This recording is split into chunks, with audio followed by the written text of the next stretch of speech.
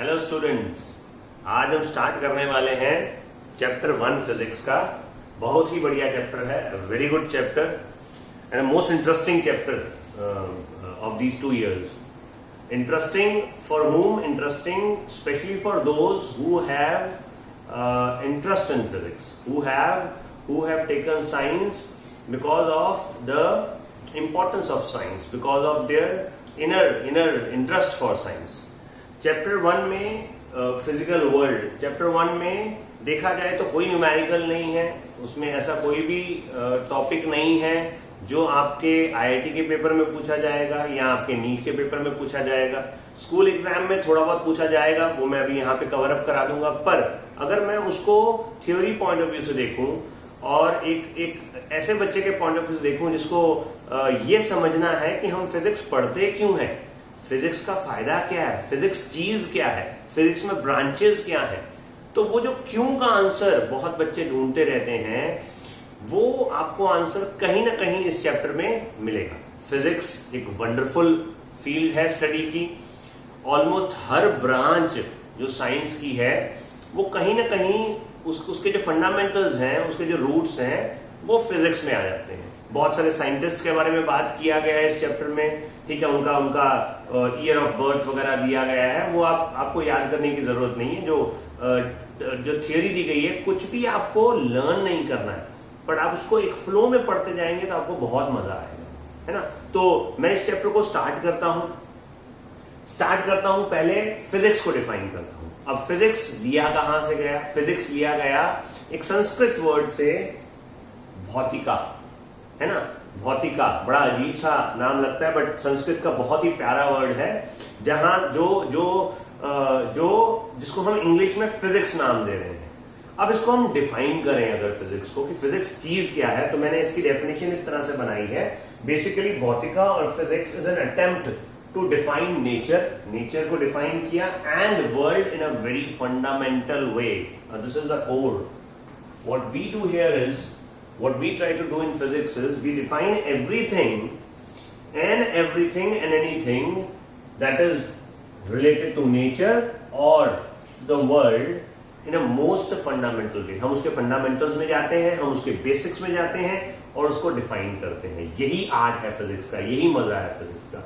एक और तरीके से मैं फिजिक्स के अंदर फिजिक्स को डिफाइन किया है। In physics we study the basic laws of nature, जो हम इस चैप्टर में भी अभी पढ़ने की कोशिश करेंगे, एंड देयर मैनिफेस्टेशन, उसके क्या यूजेस हैं, उसको कैसे अप्लाई किया गया है उन लॉज को, उसके बारे में हम इस चैप्टर के अंदर पढ़ेंगे।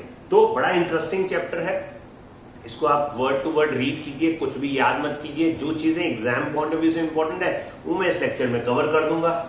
तो हम सबसे पहले ये देखते हैं कि फिजिक्स में क्या क्या एरियाज आते हैं, क्या क्या फील्ड्स आती हैं, क्या क्या ब्रांचेज हैं फिजिक्स की। तो अगर मैं ब्रांचेज की बात करूं तो सबसे पहली ब्रांच जो मेरे को समझ में आती है फिजिक्स की, वो है मैकेनिक्स। अब मैकेनिक्स बहुत बड़ा फील्ड है, बहुत सारी चीजें मैकेनिक्स में आ जाती हैं। आप मैकेनिक्स पढ़ते आए हैं, क्लास 9th में 10th में हम लोगों ने न्यूटन के लॉज पढ़े हैं, हमने इक्वेशंस ऑफ मोशन पढ़ी हैं, हमने फोर्सेस पढ़ी हैं, we have done work energy, हमने ऑसिलेशन के बारे में थोड़ा बहुत पढ़ा है, हम फ्लूइड मैकेनिक्स पढ़ते हैं। तो लिवर्स, पुलीज, मशीन्स, बड़े सारे एप्लीकेशंस हैं जो सारे अपने रूट्स कहाँ, बहुत सारी एप्लीकेशंस है प्रैक्टिकल, जो अपनी रूट्स कहाँ फाइंड करती हैं। All the roots are basically in mechanics. तो mechanics is a wonderful area जिसमें बहुत सारी कैलकुलेशंस आपको करनी पड़ेंगी, बहुत सारे न्यूमेरिकल्स आपको मिलेंगे। तो मैकेनिक्स हमारी एक पहली मोस्ट इंपॉर्टेंट ब्रांच है फिजिक्स की। फिर हम बात करते हैं एक और बहुत इंपॉर्टेंट ब्रांच की, जिसको हम बोलते हैं इलेक्ट्रोमैग्नेटिज्म।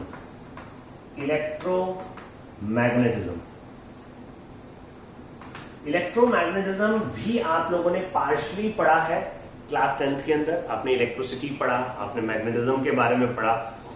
हम लोग इलेक्ट्रोमैग्नेटिक इंडक्शन के बारे में पढ़ते हैं। दुनिया भर की एप्लीकेशंस जो हैं, जो इलेक्ट्रिकल एप्लीकेशंस हैं, they are all based on electromagnetism. Talk about a generator, talk about a transformer, induction coil, choke coil, n number of applications in electrical field are based on the field of electromagnetism. तो एक broad area mechanics, दूसरा हो गया हमारा electromagnetism. मैं तीसरा अगर broad area का बात करूं, third broad area which I find it is optics, light.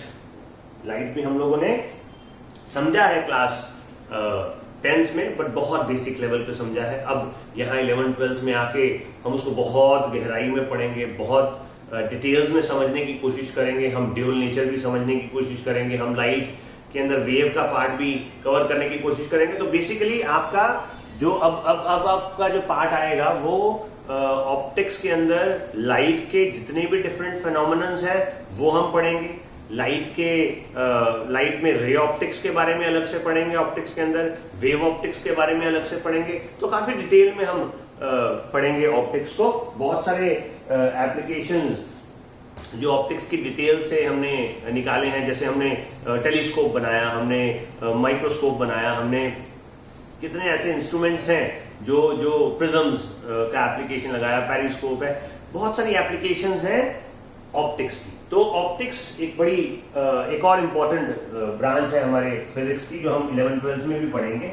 फिर एक और ब्रांच के बारे में अगर मैं बात करूं वो है न्यूक्लियर फिजिक्स। न्यूक्लियर फिजिक्स को हम आइंस्टाइन फिजिक्स भी बोल सकते हैं। हम न्यूक्लियर फिजिक्स को मॉडर्न फिजिक्स के नाम से भी जानते हैं, मॉडर्न फिजिक्स, जिसमें हम we will be talking more about what, more about radioactivity, the radiations that take place. We'll talk about atoms, we'll talk about dual nature of light. So mostly quantum theory, all these aspects of physics which somehow contradict with the laws of classical physics. These are all classical physics. This is a different type of physics. We don't have much details of modern physics that we study, but still we cover a substantial part of modern physics in a class 12. This we cover in class 12, this we cover in class 12, this we cover in class 12. Again, another important branch which comes to my mind is thermodynamics. Thermodynamics. Thermodynamics is what? Thermodynamics is basically the study of heat. Study of heat in motion, I should say. Heat is something which is always in motion only. So thermodynamics. हम लोग refrigerators के बारे में पढ़ेंगे, हम air conditioners के बारे में पढ़ेंगे। Will have laws of physics, will have entropy, enthalpy, will have Carnot engines. So number of applications will study under the field of thermodynamics. So thermodynamics also is a very important branch of physics. Okay. Then another branch that comes to my mind, which plays a very very very important role in today. In our life today is electronics. एक बहुत बड़ा paradigm shift है from electrical to electronics. There was a time when you used to have incandescent bulbs, then came tube lights, then came LEDs. अब अगर electricity generation की बात करें तो सोलर सेल, आज सोलर जो पावर जनरेशन है वो सबसे बढ़िया तरीका माना जाता है। अगर हम लाइट्स की बात करें तो एलईडीज को सबसे बेहतर माना जा रहा है। तो जो आज समय आ गया है, चोक कॉइल्स को देखें तो पहले इलेक्ट्रिकल चोक लगती थी, अभी इलेक्ट्रॉनिक चोक लगती है। तो electronics has basically taken over the electrical aspects. Electronics में क्या पढ़ेंगे? इलेक्ट्रॉनिक्स के अंदर हम बेसिकली सेमीकंडक्टर्स के बारे में बात करेंगे, जहां ट्रांजिस्टर्स, डायोड्स, थर्मिस्टर्स, बड़े सारे ऐसे टॉपिक्स हैं इलेक्ट्रॉनिक्स के जो कंपोनेंट्स हैं, जिसके बारे में हम काफी डिटेल में, काफी अच्छे तरीके से स्टडी करेंगे, उनकी एप्लीकेशंस देखेंगे। तो इलेक्ट्रॉनिक्स जो है, इलेक्ट्रॉनिक्स एंड इवन कम्युनिकेशन, जब मैं कम्युनिकेशन की बात करता हूं, the immediate thought that comes to my mind is Jio. Now what is Jio doing? Jio is basically completely based on optic fibre, isn't it? तो ऑप्टिक फाइबर का यूज कर रहा है, जो आज अल्टीमेटली इट इज जो वो चीज सारी निकल के आई है, वो फिजिक्स के कंसेप्ट से ही निकल के आई है। तो ऑप्टिक फाइबर के बारे में भी हम पढ़ने वाले हैं, बट वो ऑप्टिक्स में कवर हो जाता है। कम्युनिकेशन में आप सैटेलाइट्स के बारे में समझेंगे, टेली कम्युनिकेशन जो आज की डेट में बहुत स्ट्रांग है। तो ये जो इलेक्ट्रॉनिक्स कम्युनिकेशन वाला एरिया है, this is the area from where most of the engineering part starts. So we'll try to touch electronics and communication also during our course of study, and this is also a great branch of physics. और भी मैं branches बता सकता हूँ, but broadly अगर देखा जाए तो इसमें सब कुछ आ जाता है. प्रॉपर्टीज ऑफ मैटर है, सॉलिड्स के बारे में, लिक्विड्स के बारे में, गैसियस स्टेट के बारे में हम डिटेल में स्टडी करेंगे. तो ब्रॉडली अगर मैं देखूं तो we have covered almost all the branches of physics. अब बात आती है कि ब्रांचेस ऑफ फिजिक्स तो ठीक है, अब मैं फिजिक्स को कहाँ अप्लाई कर सकता हूँ. तो मेरे दिमाग में ये आता है कि फिजिक्स कहाँ अप्लाई नहीं कर सकते. मेरे ख्याल से स्कोप ऑफ फिजिक्स की अगर बात करें, if we talk about the scope of physics, what is scope of physics, where is physics applicable. Now I feel physics is applicable in every phase of life, every part of life. It is an integral part of life. आप biology की बात करें, आप medical machines की बात करें, आप आज का समय देख लीजिए. आज कोई भी अगर हमको इन्वेंशन करना है, कोई भी नई मशीनरी निकालनी है, तो हमको फिजिक्स की नॉलेज की जरूरत है. आप एस्ट्रोनॉमी की बात करें, आपको फिजिक्स चाहिए. आप केमिस्ट्री की बात करें, आपको फिजिक्स चाहिए. तो स्कोप ऑफ फिजिक्स इतना वाइड है कि उसको बोर्ड पे लेके आना, उसको आपको समझाना, शायद मैं इनजस्टिस कर दूंगा फिजिक्स के साथ. तो it is applicable in almost every field of science. ठीक है, तो फिजिक्स का स्कोप हर जगह पर है. अब अगर हम डिस्कशन करें, एक और जो चीज मेरे दिमाग में आती है कि जो अलग अलग लॉज हैं फिजिक्स के, वो कहाँ लगते हैं. वैसे हमने यहाँ पे कवर करने की कोशिश की है, बट स्टिल अगर देखें, मैकेनिक्स की मदद से हमने बहुत सारी मशीन्स निकाली हैं. इलेक्ट्रोमैग्नेटिज्म की मदद से हमने ट्रांसफॉर्मर्स, जनरेटर्स, इंडक्शन कॉइल्स निकाले. ऑप्टिक्स की मदद से हम लोगों ने टेलीस्कोप्स, माइक्रोस्कोप्स के बारे में, माइक्रोस्कोप्स जैसे इंस्ट्रूमेंट्स डिस्कवर किए. न्यूक्लियर फिजिक्स से आज न्यूक्लियर पावर प्लांट चल रहे हैं न्यूक्लियर फिजिक्स की नॉलेज से. थर्मोडायनेमिक्स हुआ, इलेक्ट्रॉनिक्स हुआ, दुनिया भर की एप्लीकेशंस है फिजिक्स की. ये पूरी थियोरेटिकल पार्ट है जो आपके चैप्टर में दिया हुआ है. आप किताब को पढ़ेंगे और डेप्थ में आपको चीजें समझ में आएंगी. अब मैं वो चीजें डिस्कस करता हूं जो थोड़ी सी एग्जाम पॉइंट ऑफ व्यू से इंपॉर्टेंट है, और जो एक्चुअली आपको ज्यादा डिटेल में समझनी है, या उसको आप सोचिए कि आपको उसको लर्न भी करना है. तो मैं यहाँ पर दो बड़ी इंपॉर्टेंट डेफिनेशंस की बात करता हूँ, जिन डेफिनेशंस की मदद से, बेसिकली डेफिनेशन नहीं है, वो प्रोसेसेस हैं जिसकी मदद से हमने पूरी फिजिक्स को सेग्रीगेट किया है, पूरी फिजिक्स को पढ़ा है. वो दो डेफिनेशंस कौन सी है, वो दोनों टर्म्स कौन सी है. तो उसमें अगर देखें तो पहली टर्म जो आ रही है, the first term that comes to my mind is unification.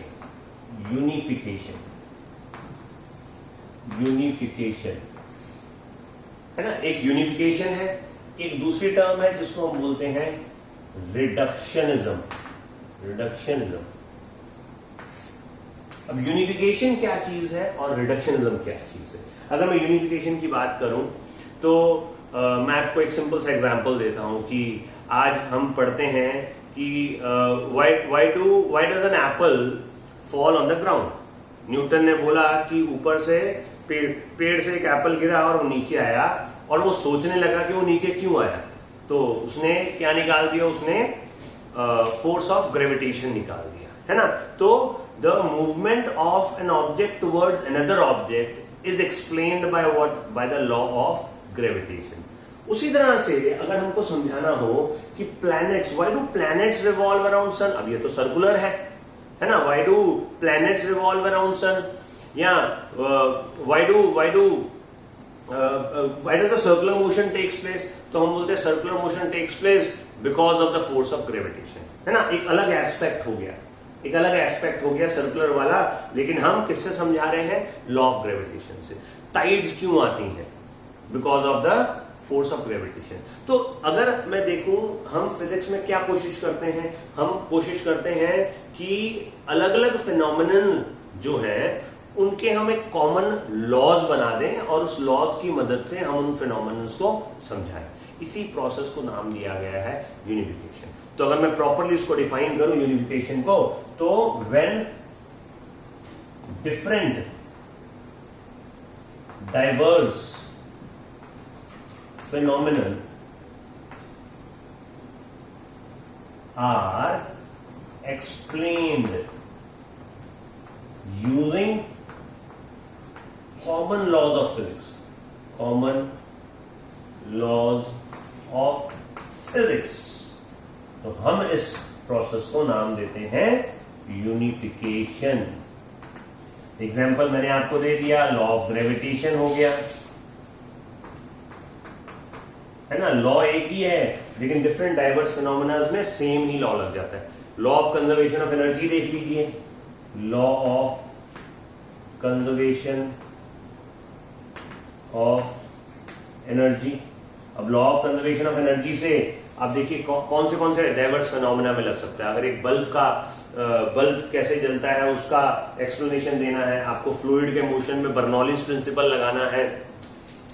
अब लॉ ऑफ कंजर्वेशन से ऑलमोस्ट हर तरह का डाइवर्स एरिया जितनी ब्रांचेस पड़ी है वहां आप law of conservation of energy लगा सकते हैं, है ना. तो ये सारे जितनी भी ब्रांचेस हैं उसमें एक चीज कॉमन हो गई. क्या? All branches will follow a common law and that is law of conservation of energy. तो इस प्रोसेस को क्या नाम दिया गया? ये मेथोडोलॉजी को क्या नाम दिया गया? इस मेथोडोलॉजी को नाम दिया गया unification. So when different diverse phenomenons are explained using common laws of physics we call that as unification. ठीक, आई थिंक मैं आपको क्लियर कर पाया हूं यूनिफिकेशन क्या चीज है. अब हम दूसरी एक टर्म की बात करते हैं जिसको बोलते हैं रिडक्शनिज्म. अब रिडक्शनिज्म क्या चीज है? रिडक्शनिज्म अगर मैं बोलूं तो बड़ा सिंपल सा एग्जांपल आपको देता हूं. आज हमने अभी बात किया कि हम फिजिक्स पढ़ रहे हैं. तो अगर हम फिजिक्स पढ़ रहे हैं तो बेसिकली हम क्या पढ़ते हैं? हम फिजिक्स के अंदर उसके जो अलग अलग एरियाज हैं, उसकी जो अलग अलग ब्रांचेस हैं, ऑप्टिक्स, मैकेनिक्स, ये जो हमने थर्मोडायनेमिक्स का बात किया, इलेक्ट्रॉनिक्स का बात किया, हम अलग अलग एरियाज में उस फिजिक्स को डिवाइड कर रहे हैं और फिर हर एक एरिया को हम लोग डिटेल में पढ़ रहे हैं. तो जब हम एक बड़ी सी चीज को छोटे छोटे पार्ट में डिवाइड कर लेते हैं और वो जो हर एक छोटी चीज है उसको डिटेल में पढ़ लेते हैं तो बेसिकली हम लोगों ने क्या पढ़ लिया? वो जो बड़ा कॉम्प्लेक्स फिनोमेना था, क्या था वो फिनोमेना, यानी जो बड़ा सब्जेक्ट था फिजिक्स, वो हमने कंप्लीट कर लिया. अब इस प्रोसेस को बोला जाता है रिडक्शनिज्म. जैसे और मैं एक एग्जांपल दूं थर्मोडायनेमिक्स से. अब आपको थर्मोडायनेमिक्स पढ़ना है तो बेसिकली थर्मोडायनेमिक्स को कैसे पढ़ेंगे? आप थर्मोडायनेमिक्स में उसके लॉज पढ़ेंगे, फिर आप हीट के बारे में पढ़ेंगे, आप एंट्रोपी के बारे में पढ़ेंगे, आप इंटरनल एनर्जी के बारे में पढ़ेंगे, आप इंजन्स के बारे में पढ़ेंगे. तो आप हर एक चीज को डिटेल में पढ़ लेंगे. तो बेसिकली हमने क्या पढ़ लिया? हमने थर्मोडायनेमिक्स पढ़ लिया. इस प्रोसेस को नाम दिया गया है रिडक्शनिज्म. तो मैं अगर डिफाइन करूं रिडक्शनिज्म को, तो रिडक्शनिज्म को कैसे डिफाइन कर सकते हैं? When a large complex phenomenon is broken down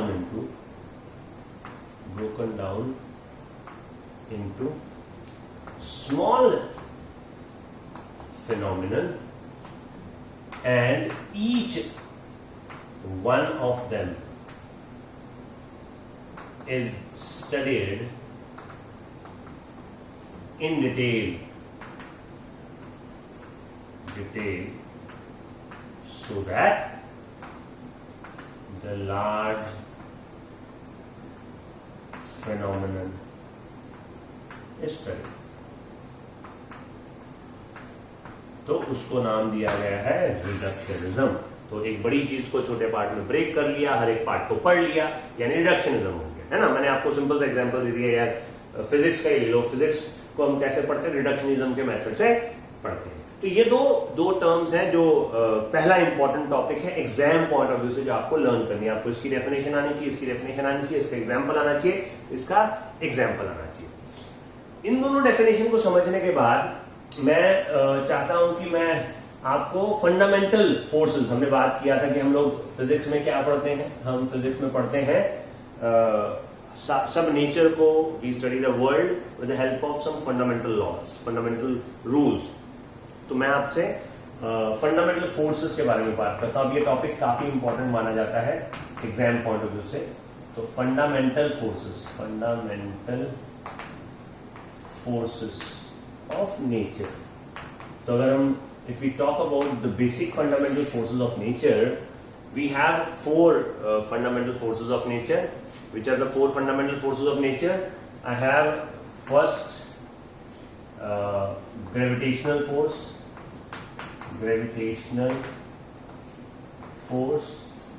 then I have what? I have strong nuclear force. No, let's write electrostatic force. Then we have a weak nuclear force, and we have a strong nuclear force. तो ये जो चार fundamental forces हैं, ये चारों forces हमको individually depth में पढ़नी है, और जो इनके कुछ कॉमन फीचर्स हैं उनको कॉमन फीचर्स की तरह याद कर लेना है और डिफरेंसेस भी समझने हैं। सबसे पहली जो चीज मैं इन फोर्सेस के बारे में आपको बताना चाहता हूं वो है इनका ऑर्डर ऑफ मैग्नीट्यूड, यानी फोर्स की ऑर्डर क्या है, what is order of magnitude, यानी इनकी स्ट्रेंथ क्या है। तो अगर मैं बोलूं कि ग्रेविटेशनल फोर्स को अगर मैं 1 न्यूटन कंसिडर कर दूं, तो उसके सामने मेरी जो इलेक्ट्रोस्टैटिक फोर्स है वो 10⁻36 न्यूटन रफली, उसका ऑर्डर ऑफ मैग्नीट्यूड 10⁻36 रहेगा। जबकि वीक न्यूक्लियर फोर्स जो है वो रहेगी आपकी 10⁻25 Newton, and the strong nuclear force will be 10⁻38 Newton. तो देखा जाए, हमको अगर एग्जाम में पूछ लें कि यार आप जो फोर्सेस ऑफ नेचर है उसको असेंडिंग ऑर्डर में अरेंज कर दो या डिसेंडिंग ऑर्डर में अरेंज कर दो, तो असेंडिंग ऑर्डर में बोला तो gravitational force, second weak nuclear force, third electrostatic force, और चौथी कौन सी हो गई आपकी स्ट्रॉन्ग न्यूक्लियर फोर्स। ऐसे ही डिसेंडिंग ऑर्डर में आप कर सकते हैं, या पूछ ले शॉर्ट में कौन सी आप find out the ratio of may be the strong nuclear force and the electrostatic force. आप उसके ऑर्डर को डिवाइड करके उसका उन दोनों के बीच का रिलेशन भी निकाल सकते हैं। तो ये पहली इंपॉर्टेंट चीज है जो मैं आपको एग्जाम पॉइंट ऑफ व्यू से बता रहा हूं कि आपको ऑर्डर ऑफ मैग्नीट्यूड पता होना चाहिए सब फोर्सेस के बारे में। अब मैं थोड़ा सा डिटेल में जाता हूं कि ग्रेविटेशनल फोर्स क्या चीज है। तो ग्रेविटेशनल फोर्स हम काफी समय से पढ़ते आ रहे हैं। न्यूटन ने लॉ ऑफ ग्रेविटेशन दिया था। क्या बोला गया था? Gravitational force is a force of attraction between 2 point masses. कोई भी दो मास के बीच में एक फोर्स ऑफ अट्रैक्शन है, उस फोर्स ऑफ अट्रैक्शन को नाम दिया गया है gravitational force according to Newton's universal law of gravitation. मैं अगर उस फोर्स का फॉर्मूला लिखूं तो F is equal to G m1 m2 upon r²। ये फोर्स कैसी है? तो ये फोर्स अट्रैक्टिव है, अट्रैक्टिव इन नेचर है। ये वीकेस्ट फोर्स ऑफ नेचर है, वीकेस्ट फोर्स ऑफ नेचर है। ये किसके बीच में लगती है? ये जो मैटर की प्रॉपर्टी है मास, उसके बीच में लगती है। So it is applicable on masses. और क्या इसमें फोर्स के बारे में बता सकता हूं? मैं बोल सकता हूं कि ये force, this force follows inverse square law. What do you mean by inverse square law? जो आपकी फोर्स है वो इनवर्सली प्रोपोर्शनल टू r²। जो फोर्स है वो इनवर्सली प्रोपोर्शनल टू r² है। यानी r को अगर आप डबल करेंगे, डिस्टेंस बिटवीन टू मासेस अगर आप डबल करेंगे, if U double the distance between the two masses, ये आपका एक पॉइंट मास है, ये आपका दूसरा पॉइंट मास है, इनके बीच का डिस्टेंस r है। तो अगर आप r को डबल करेंगे तो आपकी फोर्स 1/4 हो जाएगी। That is the meaning of inverse square law. ठीक है। एक और प्रॉपर्टी ग्रेविटेशनल फोर्स की जो हम लिख सकते हैं वो ये है कि ये एक लॉन्ग रेंज फोर्स है। लॉन्ग रेंज ग्रेविटेशनल फोर्स, एक ऑब्जेक्ट को हमने छोड़ दिया, जमीन पे गया, जमीन की तरफ, इतने कम डिस्टेंस के बीच में भी लगती है। और ये फोर्स सन और अर्थ के बीच का जो डिस्टेंस है, या सन और बाकी प्लैनेट्स के बीच का जो डिस्टेंस है, वहां पे भी लगती है। तो it is a long range force. बहुत दूर दूर, बहुत बड़े बड़े डिस्टेंसेस में भी ग्रेविटेशनल फोर्स एप्लीकेबल है। एक और प्रॉपर्टी जो मैं आपको बता सकता हूं इसके अंदर, इनवर्स स्क्वायर लॉ फॉलो करती है। तो ये एक सेंट्रल फोर्स भी है। It is a central force. What is a central force? अगर मैं यहां बात करूं दोनों मासेस के बीच की, तो तो इनका जो फोर्स ऑफ अट्रैक्शन होगा वो कहाँ होगा? The force of attraction will be यहाँ, the probable movement of the two masses will be along the line joining the two masses. तो ऐसी फोर्सेस जिसके अंदर जो फोर्स लगती है along the line joining the two masses, उसको हम बोलते हैं सेंट्रल फोर्स। कोई भी फोर्स जो इनवर्स स्क्वायर लॉ फॉलो करेगी वो सेंट्रल फोर्स भी कहलाएगी। Okay, so it's a central force, नाम आपने याद रखना है। फिर एक और प्रॉपर्टी में बोलूं, it is a conservative force. It is a conservative force. Conservative force मतलब क्या? कंजर्वेटिव फोर्स का मतलब है एक ऐसी फोर्स जिसकी वजह से वर्क डन या जिसके अगेंस्ट वर्क डन पाथ पे डिपेंड नहीं करता, वो वर्क डन डिपेंड करता है सिर्फ इनिशियल पॉइंट और फाइनल पॉइंट पे। मैं एक छोटा सा एग्जांपल आपको देता हूं, यहां दिखा देता हूं। एक सपोज ये हमारी रेफरेंस लाइन है, RFL है, ग्राउंड है। मैंने एक ऑब्जेक्ट को यहां से उठा के और यहां रखा, पोजीशन 1 से पोजीशन 2 पे, और उसका मैंने हाइट जो रेज किया है वो h है। तो ये उसका इनिशियल पॉइंट है मास m का, और ये उसका फाइनल पॉइंट है। To make the mass move from 1 to 2 against the gravitational force, the work done will be what? The work done will be, I'm sure you will say it is mgh, है ना? work done is mgh। 1 से 2 पे जाने में, सीधा जाने में मैंने कितना वर्क किया? mgh। अब अगर 1 से 2 पे जाने के लिए मैं एक ऐसा कर्व्ड पाथ ले लूं, ये पाथ 1 है, ये पाथ 2 है, अगर ये पाथ भी मैं ले लूं तो भी वर्क डन तो mgh ही आएगा। वर्क डन में तो कोई फर्क नहीं पड़ेगा, वो तो फोर्स इनटू डिस्प्लेसमेंट होता है। तो ऐसे केसेस जिसमें अगर आप 2 अलग अलग पाथ से भी गए बट स्टिल आपका जो वर्क डन है वो सेम रहा, वो सिर्फ इनिशियल पॉइंट और फाइनल पॉइंट पे डिपेंड कर रहा है या डिस्प्लेसमेंट पे डिपेंड कर रहा है, ऐसी फोर्सेस को हम बोलते हैं कंजर्वेटिव फोर्सेस।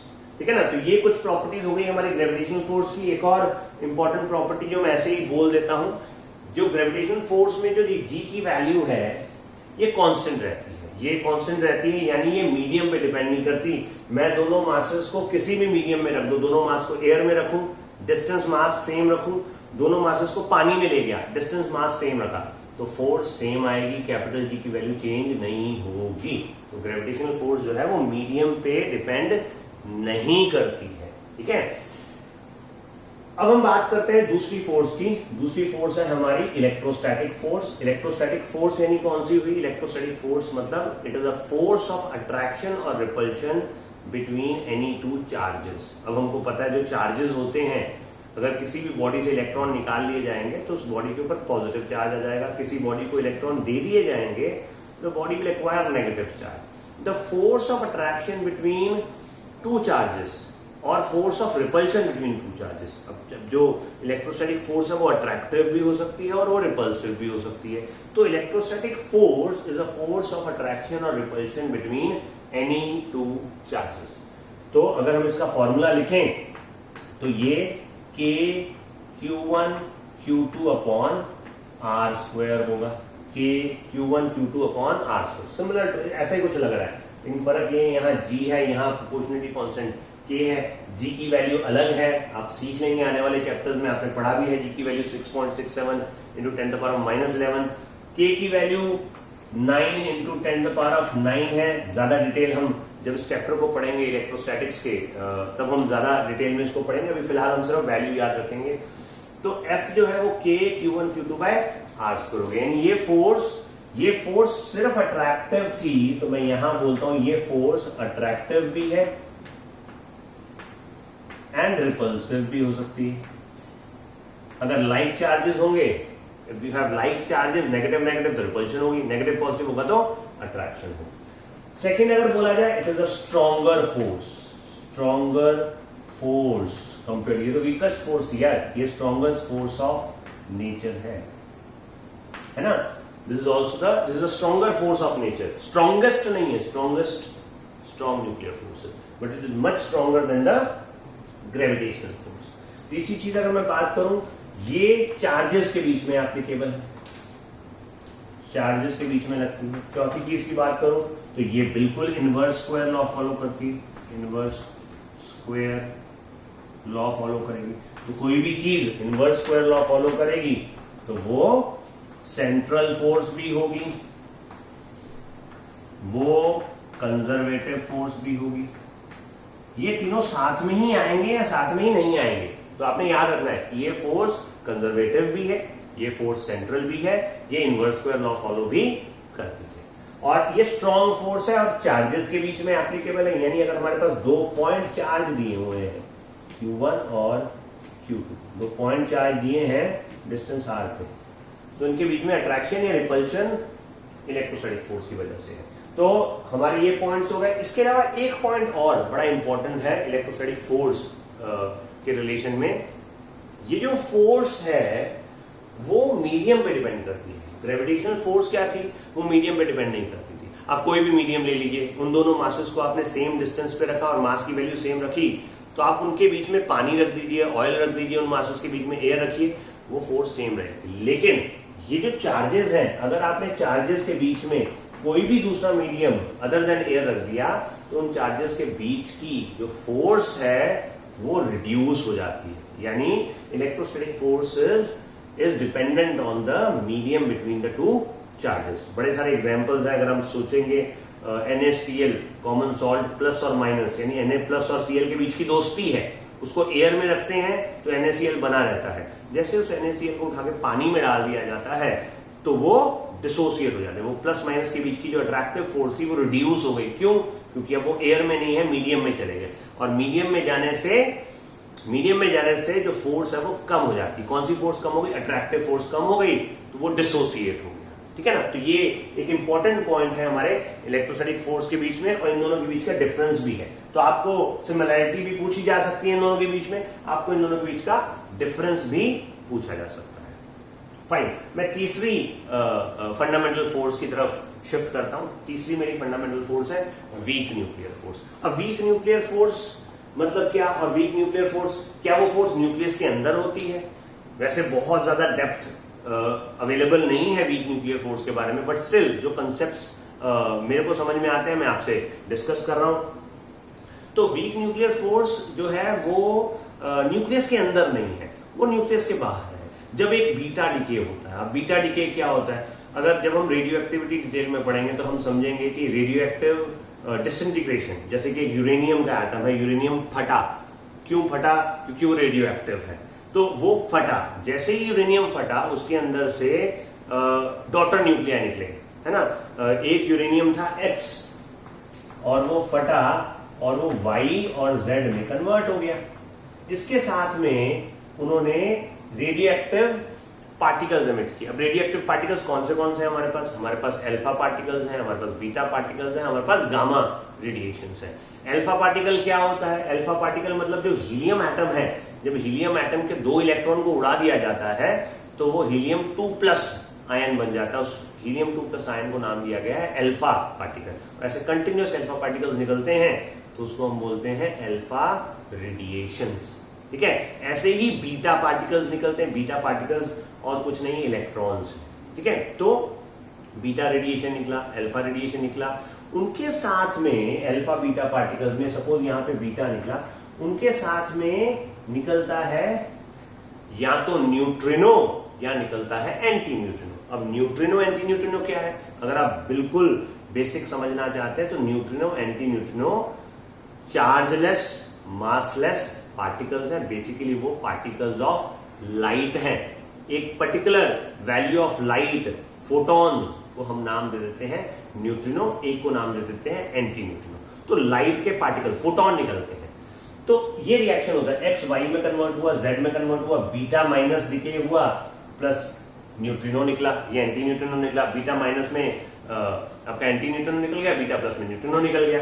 अब इन दोनों के बीच का भी कुछ इंटरेक्शन रहता है। न्यूक्लियस फट गया है लेकिन ये बाहर आ गए। बाहर आने के बाद भी बीटा माइनस और न्यूट्रिनो एंटी न्यूट्रिनो के बीच में एक अट्रैक्टिव फोर्स रहती है ना। वो जो अट्रैक्टिव फोर्स रहती है, वो जो इंटरेक्शन रहता है, उस इंटरेक्शन को हमने नाम दिया है वीक न्यूक्लियर फोर्स। ये इंटरेक्शन कुछ समय तक रहेगा, कुछ समय के बाद ये खत्म हो जाएगा। तो आप इसको चाहें तो जनरलाइज भी थोड़ा सा कर सकते हैं कि जब एक न्यूक्लियस फटता है तो उसके जो प्रोडक्ट्स निकलते हैं, उनके बीच का जो अट्रैक्टिव फोर्स रहता है, उसको हमने नाम दिया है वीक न्यूक्लियर फोर्स। तो ये न्यूक्लियस के अंदर नहीं है फोर्स, ये न्यूक्लियस के बाहर है। हाँ, ये फोर्स शॉर्ट रेंज फोर्स है, यानी अगर बीटा न्यूट्रिनो बहुत पास में होंगे तभी ये फोर्स एग्जिस्ट करेगी, जैसे ही वो थोड़ा सा दूर हो जाएंगे ये फोर्स खत्म हो जाएगी। इसका ऑर्डर ऑफ मैग्नीट्यूड 10⁻25 न्यूटन है। ये ग्रेविटेशनल फोर्स से काफी स्ट्रांग है, बट इलेक्ट्रोस्टैटिक फोर्स से वीक फोर्स है। इसकी हम अगर प्रॉपर्टीज की बात करें, तो अगर हम प्रॉपर्टीज की बात करें तो पहली प्रॉपर्टी अगर देखें तो ये अट्रैक्टिव है। दूसरी प्रॉपर्टी की बात करें stronger force, it is a strong force, मतलब it is stronger than gravitational force but weaker than electrostatic force. ये मासेस में लग रही थी, ये चार्जेस के बीच में लग रही थी, ये अननोन है। कुछ लॉजिक लोगों ने दिया है कि मेसॉन्स के बीच में लगती है, क्वार्क्स के बीच में लगती है, पर अगेन बहुत सारी थियरीज हैं, कुछ भी कॉन्क्रीट नहीं है, तो हम अननोन, मतलब ना तो ये मासेस के बीच में ना चार्जेस के बीच में। इनवर्स स्क्वायर लॉ फॉलो नहीं करता, नहीं करता। सेंट्रल फोर्स भी नहीं है, कंजर्वेटिव फोर्स भी नहीं है, और मैंने आपको बोल दिया कि ये शॉर्ट रेंज फोर्स है। तो ये प्रॉपर्टीज हो गई हमारी वीक न्यूक्लियर फोर्स की। एक आखिरी फंडामेंटल लॉ जो मैं यहां पे डिस्कस करना चाहता हूं वो है स्ट्रॉन्ग न्यूक्लियर फोर्स। अब स्ट्रॉन्ग न्यूक्लियर फोर्स किसके बीच में? Obviously strong nuclear force nucleus के अंदर है और वो न्यूक्लियॉन्स के बीच में। स्ट्रॉन्ग न्यूक्लियर फोर्स एग्जिस्ट करती है न्यूक्लियॉन्स के बीच में। न्यूक्लियॉन्स यानी क्या? न्यूट्रॉन न्यूट्रॉन के बीच में एग्जिस्ट करती है, प्रोटॉन प्रोटॉन के बीच में एग्जिस्ट करती है, और न्यूट्रॉन प्रोटॉन के बीच में एग्जिस्ट करती है। अब न्यूट्रॉन्स तो न्यूट्रल पार्टिकल्स हैं और प्रोटॉन्स पॉजिटिव पार्टिकल्स हैं। अगर इलेक्ट्रोस्टैटिक फोर्स को हम देखें तो इलेक्ट्रोस्टैटिक फोर्स तो प्रोटॉन प्रोटॉन में लगेगी। तो अगर वो प्रोटॉन प्रोटॉन में लग रही है तो उसका ऑर्डर ऑफ मैग्नीट्यूड बहुत बड़ा है, तो फिर तो प्रोटॉन प्रोटॉन रिपेल करना चाहिए और न्यूक्लियस फट जाना चाहिए, है ना? क्योंकि इतने सारे प्रोटॉन होते हैं किसी भी एलिमेंट के अंदर, तो वो तो दुश्मन है भाई एक दूसरे के। तो वो दुश्मन है तो क्या करेंगे? वो दुश्मन है तो न्यूक्लियस तोड़ देंगे, पर वो नहीं तोड़ पाते। क्यों नहीं तोड़ पाते? क्योंकि उनके बीच में एक और अट्रैक्टिव फोर्स एग्जिस्ट कर रही है और उस फोर्स को नाम दिया गया है न्यूक्लियर फोर्स। अब वो न्यूक्लियर फोर्स किसके बीच में है? क्या वो चार्जेस के बीच में है? क्या वो मासेस के बीच में है? नहीं पता। कुछ लोग बोलते हैं अगेन क्वार्क्स, हम प्रोटॉन और न्यूट्रॉन को क्वार्क्स में डिवाइड कर सकते हैं और वो अप क्वार्क और डाउन क्वार्क के बीच की अट्रैक्टिव फोर्स है, बट अगेन थियरीज है, कॉन्क्रीट नहीं है, इसलिए मैं ऑफिशियली उसको बता नहीं सकता हूं। बट हाँ, न्यूक्लियर फोर्स न्यूक्लियॉन्स के बीच में है। It is a very very strong force, the strongest force of nature. Strongest force है तभी तो इलेक्ट्रोस्टैटिक फोर्स को कॉन्ट्रैक्ट कर सकती है। इलेक्ट्रोस्टैटिक फोर्स 10⁻36 था और ये 10⁻38 निकला। 100 गुना ज्यादा है इलेक्ट्रोस्टैटिक फोर्स से, 100 times more than electrostatic force. That is why the nucleus stays as a nucleus, नहीं तो इलेक्ट्रोस्टैटिक फोर्स की वजह से फट जाता। ठीक है, तो ये हमारी स्ट्रॉन्ग न्यूक्लियर फोर्स हो गई, it is the strongest force of nature. फिर से अगर हम बात करें तो ये अट्रैक्टिव फोर्स है, अट्रैक्टिव है। अगर मैं बात करूं स्ट्रॉन्गेस्ट है, स्ट्रॉन्गेस्ट। फिर चार्ज या मास अननोन है, हाँ बोल सकते हैं क्वार्क्स या क्वार्क्स वगैरह में एग्जिस्ट कर सकती है। इनवर्स स्क्वायर लॉ फॉलो नहीं करती, डज नॉट फॉलो, नहीं करता, नहीं करता, नहीं करता, नहीं, यानी ना तो वो इनवर्स स्क्वायर लॉ फॉलो कर रहा है, ना वो सेंट्रल फोर्स है, ना वो कंजर्वेटिव फोर्स है। आखिरी चीज मैं ये जरूर बोल सकता हूं, ये लॉन्ग रेंज फोर्स थी, ये भी बहुत लॉन्ग रेंज नहीं बोल सकते हैं, ये सबसे ज्यादा लॉन्ग रेंज है, but nuclear force short range है और ये स्ट्रॉन्ग न्यूक्लियर फोर्स भी शॉर्ट रेंज फोर्स है। यानी क्या शॉर्ट रेंज का मतलब क्या? हम बोलेंगे जब न्यूक्लियॉन्स के बीच का जो डिस्टेंस है वो 1 फर्मी, फर्मीज में है। फर्मी मतलब क्या? 10⁻⁻15 मीटर, ये इससे थोड़ा ज्यादा होता है, तभी ये फोर्स एग्जिस्ट करेगी। अगर डिस्टेंस न्यूक्लियॉन्स के बीच का बढ़ गया तो ये फोर्स गायब हो जाएगी। ठीक है ना? तो ये हमारे 4 basic fundamental forces of nature हो गई।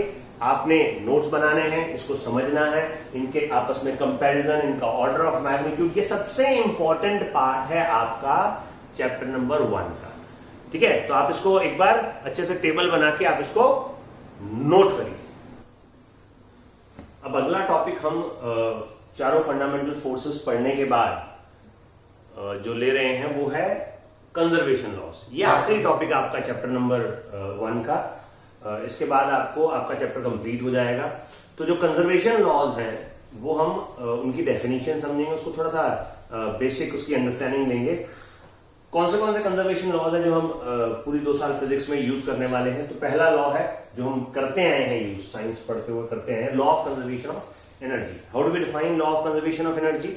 Law of conservation of energy बोलता है energy can not be created, energy can not be destroyed, only one form of energy can be converted to another. That means total energy of any isolated system always remain constant or conserved, isn't it? तो ये तो definition हमारी रगों में है, हमारे खून की तरह दौड़ती है, क्योंकि कितनी बार हमने याद की होगी। Law of conservation of energy, energy cannot be created, energy cannot be destroyed, energy, only one form of energy can be converted to another form of energy. दुनिया भर की एप्लीकेशंस आप लोगों ने पढ़ी है। एक पंखा चल रहा है तो कैसे चल रहा है भैया? पंखा चल रहा है क्योंकि मोटर चल रही है। मैकेनिकल एनर्जी है, कहां से मिली? इलेक्ट्रिकल से मिली, है ना? तो इलेक्ट्रिकल से मैकेनिकल एनर्जी। बल्ब कैसे जलता है, लाइट कैसे जलती है?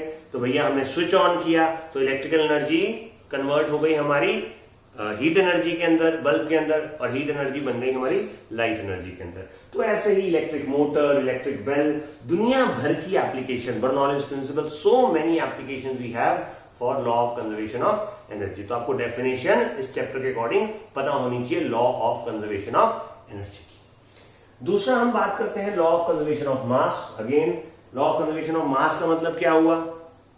The total mass of any isolated system does not change. एक आइसोलेटेड सिस्टम क्या होता है? एक ऐसा सिस्टम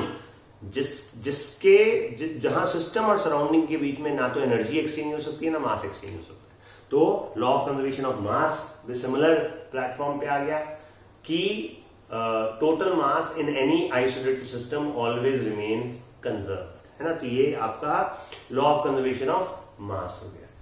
तीसरा अगर हम बात करें law of conservation of charge. अब चार्ज क्या होता है, इसको चार्ज को डिटेल में समझना तो आपको 12वीं में आके हम पढ़ेंगे, इलेक्ट्रोमैग्नेटिज्म में हम समझेंगे, बट बेसिकली हमको चार्ज समझ में आता है इलेक्ट्रॉन, है ना? या तो इलेक्ट्रॉन का आना या इलेक्ट्रॉन का जाना, या तो excess of electrons negative charge, deficiency of electrons positive charge, है ना? तो पॉइंट ये है कि अगर सपोज करो हम दो कोई भी चीजें ले लेते हैं, जैसे मैंने ये चौक ले लिया और हाथ ले लिया, ये दोनों न्यूट्रल है, जीरो चार्ज है दोनों पे। मैंने इन दोनों को रब किया, अब दोनों को रब किया तो ये नेगेटिवली चार्ज हो गया, ये पॉजिटिवली चार्ज हो गया। ये नेगेटिवली चार्ज कैसे हुआ? इसके पास 2 इलेक्ट्रॉन आ गए। और ये पॉजिटिवली चार्ज कैसे हुआ? इसी के 2 इलेक्ट्रॉन तो इसको मिले थे, तो इस पे +2e चार्ज आ गया, इस पे -2e चार्ज आ गया। पर पूरे सिस्टम को अगर देखा जाए तो टोटल चार्ज तो फिर से 0 ही है। इसको ही बोलते हैं law of conservation of charge, है ना? स्केल से बहुत लोगों ने वो रब किया होगा हेयर्स को, तो वो भी स्टैटिक चार्जेस क्रिएट हो जाते हैं। तो law of conservation of charge basically क्या बोलता है? वो ये बोलता है the total charge on any isolated system always remain constant, equal and opposite charges are always created at the same time. अगर कहीं पे नेगेटिव चार्ज क्रिएट हुआ है तो कहीं पे पॉजिटिव चार्ज भी उतना ही क्रिएट हुआ होगा। ये हो गया law of conservation of charge. 2 और कंजर्वेशन लॉज है जो मैकेनिक्स को टच करते हैं। चौथा लॉ है आपका law of conservation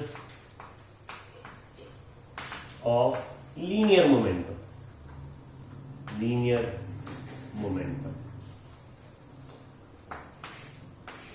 now what is law of conservation of linear momentum? अगर मैं बहुत बेसिक अगर देखूं तो मैं जानता हूं न्यूटन का फर्स्ट लॉ और सेकंड लॉ। सेकंड लॉ में वो बोलता है कि force is equal to change in momentum by change in time. यही तो है आपका second law. Change in momentum, rate of change of momentum is equal to force.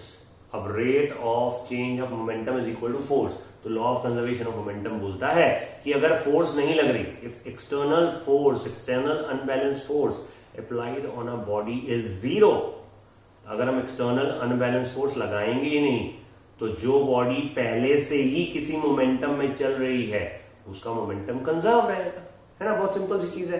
अगर हम फोर्स लगाएंगे तभी तो मोमेंटम चेंज होगा। So when the net external unbalanced force acting on a body is 0, the linear momentum, the translatory momentum of the body remains constant और conserved. ठीक है ना। आपने law of conservation of momentum के examples भी पढ़े थे, वो कोलिजन्स वाले, है ना। एक बॉडी जाके दूसरे को हिट करती है, फिर वो दोनों चिपक जाते हैं, फिर वो साथ में मूव करते हैं। तो collisions is an example of law of conservation of momentum, जिसमें हम देखते हैं कि एक्सटर्नल फोर्स ना होने के कारण जो initial momentum of the system है वो final momentum of the system के इक्वल रहता है।